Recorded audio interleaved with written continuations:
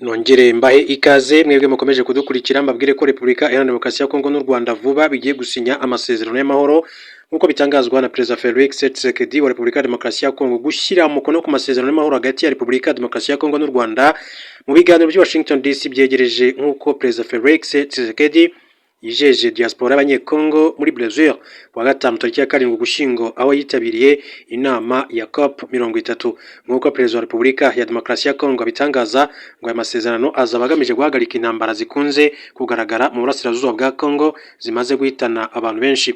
Ati nejejwe no kubabwira ko ibiganiro mwumvise bivugwa biri kubera i Washington DC ndetse na Doha muri Qatar vuba aha bigiye kurangira mu minsi iri imbere. Abanyamerika cyane cyane White House bazatwoherereza ku mugaragaro ubutumire bwo gusoza ibyo biganiro ndetse no gushyira umukono ku masezerano y'amahoro.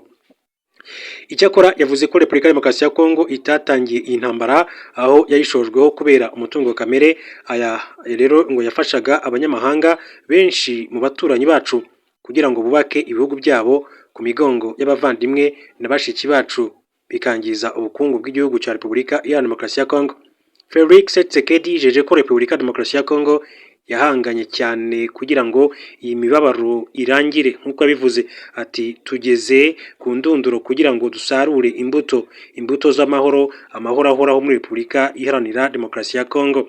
Perezida Felix Tshisekedi yatangaje ko ibi kuwa gatanu ubwo u Rwanda na Repubulika ya Demokarasi ya Kongo byashyize umukono ku mushinga wose w'amasezerano y'ubufatanye mu iterambere ry'ubukungu, intambwe ikomeye ibanziriza gusinya amasezerano y'amahoro ku mpande zombi, Repubulika Iharanira Demokarasi ya Kongo ndetse n'igihugu cy'u Rwanda.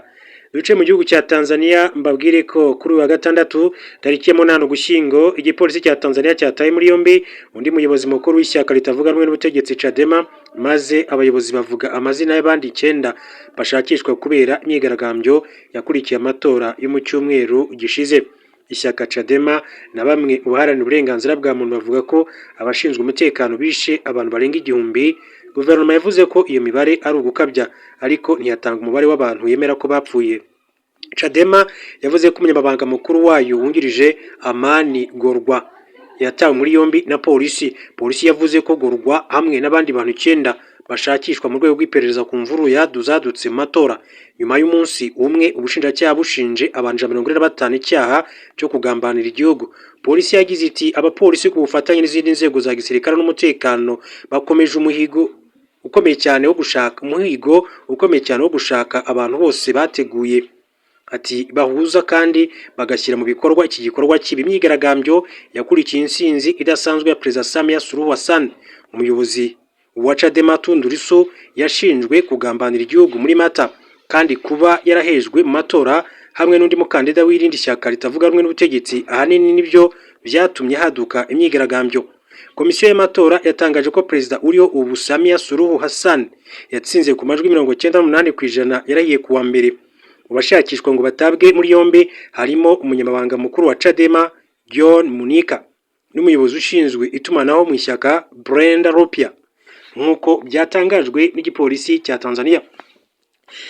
Duhindire ingingo mbabwire ko mu gihugu cya Uganda aravuga amakuru yuko Perezida Yoweri Kaguta Museveni yemeje ko abanyakenya 2 binjiye muri Uganda gushyigikira Robert Kyagulanyi uzwi nka Bobi Wine mu bikorwa byo kwiyamamaza bamaze kurekurwa nyuma yo gufungwa iminsi 38 bashinjwa guteza imyivumbagatanyo. Abo banyakenya 2 ni Bob Njagi ndetse na Nicholas Oyo bageze muri Uganda muri Nzeri 25 bashaka gushyigikira Bobi Wine uri mu bikorwa byo kwiyamamariza kuyobora igihugu cya Uganda mu matora ateganijwe mu ntangiriro za 2026. Ku itariki ya 1 Ukwakira abanyakenya 2 baje gutabwa muri yombi n'abagabo bambaye imyenda ya gisirikare mu gace ka Kila mu karere ka Wakiso. Mu kiganiro Bwana Museveni yagiranye n'urwego rw'itangazamakuru rwa Uganda UBC Uganda Broadcasting Corporation ku itariki ya 8 Ugushyingo 2025 yavuze ko abo bagabo bashinjwa guteza imyivumbagatanyo kandi ko bamaze kurekurwa ndetse bagashyikirizwa ambasade ya Kenya mu gihugu cya Uganda. Ati muri Uganda dufite ubutasi bukora neza, hari abanyakenya 2 twataye muri yombi bamaze igihe hano ndabizi. Ati nubwo ntibuka amazina yabo baraje bakora n'itsinda rya Kyagulanyi.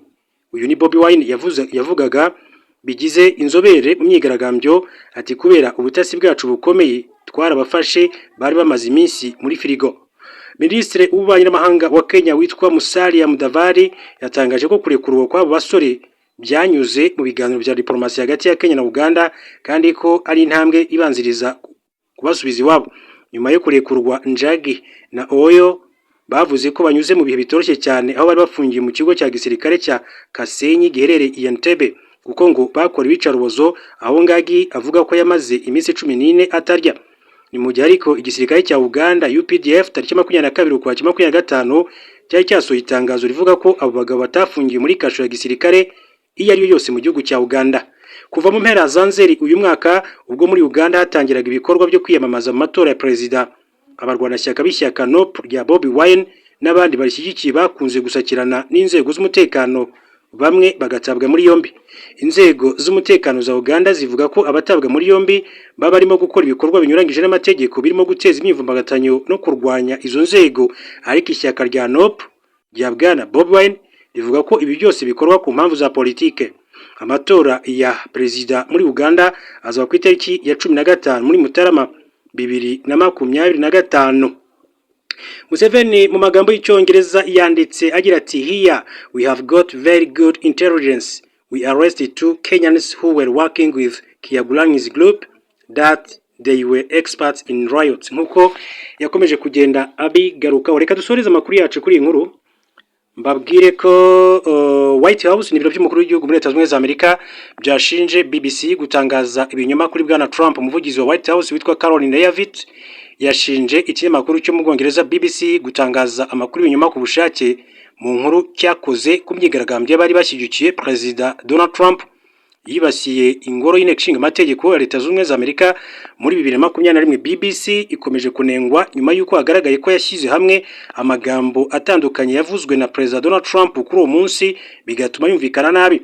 Mu mashusho yerekanwe, Trump agaragara abwira abamushyigiye ati "Tugiye kujya mu ngoro y'inteko kandi nanjye nzajyana namwe, tugomba kurwana uko dushoboye kuko tutabikoze nta gihugu tuzongera kugira ukundi." Nk'uko ikinyamakuru The Telegraph kibivuga, aya magambo yakuwe mu bice bitandukanye by'imbwirwaruhame yavuzwe mu minota igera kuri 54 itandukanye. Ikindi ngo nuko nyuma y'iri jambo rya Bwana Trump hahise hagaragazwa abigaragambya berekeza ku nyubako ikoreramo inteko ishinga amategeko, nyamara bari batangiye kujyayo mbere y'uko Trump abivuga. Leavitt yabwiye The Telegraph ko BBC yahinduye ku bushake ibyavuzwe na Trump, ati "Ni amakuru y'ibinyoma 100% kandi ntibikwiye ko abaturage b'Abongereza bakomeza gutakaza umwanya bayareba." Yakomeje agira ati "Igihe cyose nanjye Perezida Trump mu Bwongereza nkisanga ndi kureba BBC muri hoteli, umunsi wanjye urangiriraho kubera uburyo bayobya amakuru kandi bagasebya Perezida wa Leta Zunze Ubumwe za Amerika." Ku ruhande rwa BBC, umuvugizi wayo yabwiye ikinyamakuru The Guardian ko iyi televiziyo ifite amabwiriza n'amategeko ayigenga. Yagize ati "Nta gitekerezo dutanga ku nyandiko zavuye hanze, ariko igihe cyose BBC yakira ibitekerezo cyangwa se ibirego ibyitaho kandi ikabisesengura byimbitse."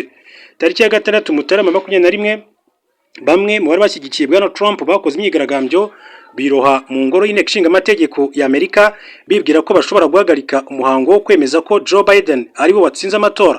Bamwe bangiza ibintu ndetse umwe muri bo araraswa ahita apfa. Bwana Donald Trump utarigeze yemera ko yatsinze amatora muri 2020 yakunze kuvuga ko abakoze imyigaragambyo bakunda igihugu, agahamya ko urubanza baciriwe rufitanye isano na politike. Mu masaha make nyuma yo kurahirira kongera kuyobora Leta Zunze Ubumwe za Amerika, Bwana Trump yasinye amateka atandukanye arimo n'iryo kubabarira abantu barenga 1500 bafunzwe ku butegetsi bwa Joe Biden bashinjwa guteza izi mvururu. Reka mbashimire kandi